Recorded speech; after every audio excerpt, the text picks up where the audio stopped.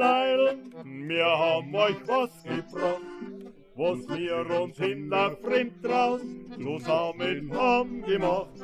Es ist ein neues Lied mit einem frischen Humor. Es ging ja beim Singen ganz bohrisch ins Ohr. Überall ist uns gut gegangen, nur eines fehlt hat mir.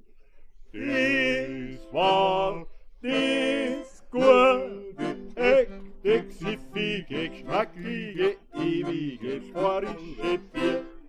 Das war das gute, echte, gsiffige, geschmackige, ewige Spitalerbier.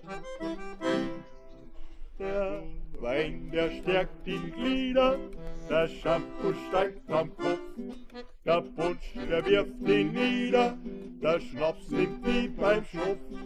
Der Tee, der macht man Hitzen, der Kaffee, der regt man auf dem Glühwein muss man schwitzen, kein Wasser mag man drauf.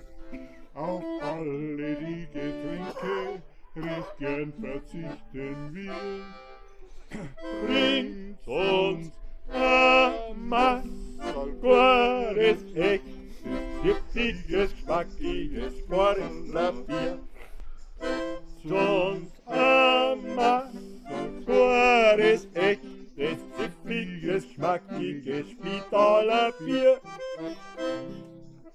Und wenn der heut mal krank ist, da liegt er heut so drin. Er will heut gar nichts wissen von einer Medizin. Er bringt heut die nicht runter, es passt nicht in sein Mund. Weil er schon so viel Supper hat, kann er nichts mehr vertrauen. Weil er einmal am Sterbebett liegt, ruft er noch voll Begier. Bringt's mal an, hol ein gutes, echtes, giftiges, geschmackiges Spitalerbier.